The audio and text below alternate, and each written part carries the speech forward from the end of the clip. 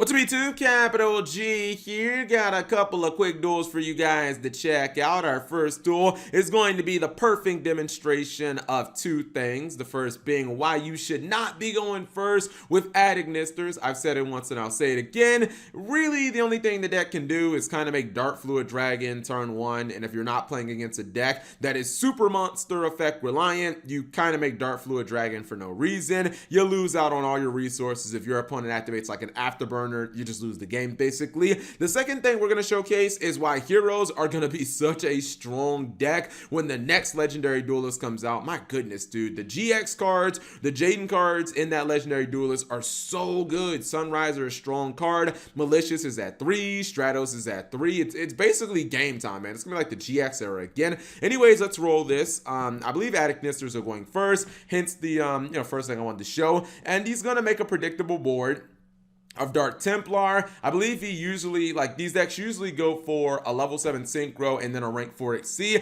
You can combine all of those for Dark Fluid Dragon and you have like 3 negations, possibly even more. But the problem is you don't really know what you're playing against a lot of times in the first duel. So it's not a very good play. Now, if you just sit on these 3 monsters, I mean, they're fine monsters, I guess. But the problem is you don't get any disruption against your opponent. No, like, legitimate disruption, no negation or any of that nonsense. So I feel like it's really not a viable play or option to go first with Adignisters unless you know specifically the matchup you're going to be dealing with. Anyways, Heroes top deck Neo's kind of a brick, but it's fine. He has 2 copies of Emergency Call to get him whatever he wants. He's going to go Solid Soldier.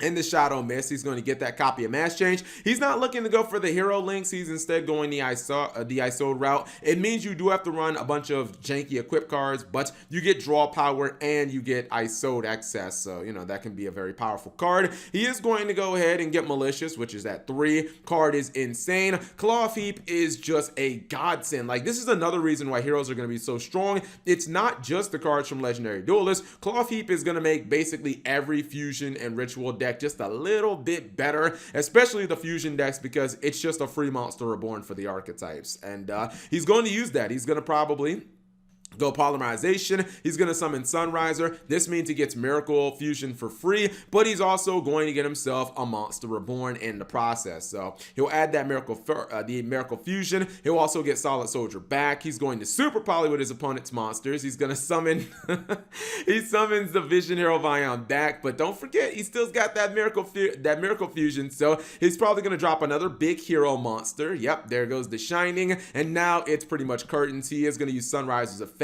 Doesn't even have to attack over both of these monsters. He can simply blow one of them up from Sunriser. I don't know why people even thought for a second this card wasn't amazing. I had some comments in my videos like, oh, Cap, this card isn't good. I'm like, bro, what are you talking about? Sunriser is like ridiculously strong. He's going to attack, and now it's just like, it's flex seal time. He's going to flex all over his opponent. Keep in mind, he still has the Honest Neos, although I'm not sure if he can use this, because I think, no, I think you can still use Honesty. He searched it for my soul, I believe. I think he can still use it. I think he just can't summon it, but he's also going to Mass Change as well. This is all unnecessary because Boral Sword can just end the game, but it shows you like how much raw power there is in the hero deck. Like, so many plays, so easy to summon these big fusion. I mean, how many fusion monsters did he drop in this turn? 3, 4, 5? Like, it's actually incredible. And in this process, he obviously was able to make a Boral Sword Dragon as well. Even if you are playing the hero links, I feel like being locked into heroes isn't even that big of a deal, because it's not like he really needed Boral Sword Dragon to have enough damage to win. He was going to win regardless. Anyway, second duel. Predaplants versus Prophecy, another fusion-based archetype that can make advantage of Claw Heap, plus they're getting their own Link monster as well. So we'll see how this one is going to go. I feel like this Spellbook player, like, his turn at points looked promising, but then it became a little troll towards like the latter stages of his turn. Like, it looks really nice, like, oh man, this guy's going to be drawing a billion cards, but people have to understand, when you're making plays with Saryuj or Skull Dread, you have to make sure you're actually drawing cards that matter. You have to, draw cards that kind of, stop the opponent. Otherwise, they're not going to do anything. I've seen people running Magician Souls and everything from Spiral to Dart Magician, obviously.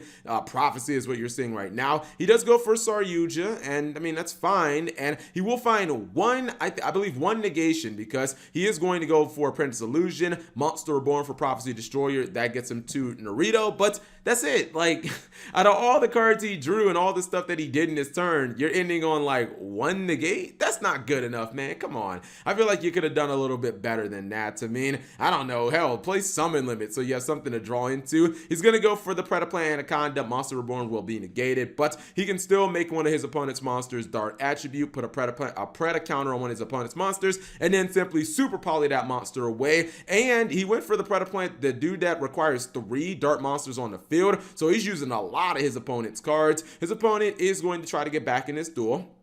Pendulum Summon, but he is just going to negate that with his Dart his Dart Predaplant monster, the fusion monster that can negate inherent special summons. Daybreaker is going to pop it, so that's kind of nice. Problem is, it can special summon itself from the graveyard as long as there's a monster on the field with a Preda counter on it. So I believe that he should just be able to, yep, there it is. He's going to summon it back from the graveyard, goes for Anaconda once again, and I feel like he probably might super poly once again. Yeah, 2,000 life points for another super polymerization. He did summon a Dart fusion monster while his Predaplanting was in the graveyard. That means he gets to pop a card on his opponent's side of the field, and it's a nice little +1 basically. He can attack almost for game, but not quite. Doesn't matter. I think his opponent's going to draw Master or Spellbook of Master? Yeah, Spellbook of Master. Obviously, that's not going to get it done. What was his face down? His face down was Preda Prime Fusion, so he would have been able to potentially get this guy off the field. I know that's one of the big kind of Achilles heels of this card is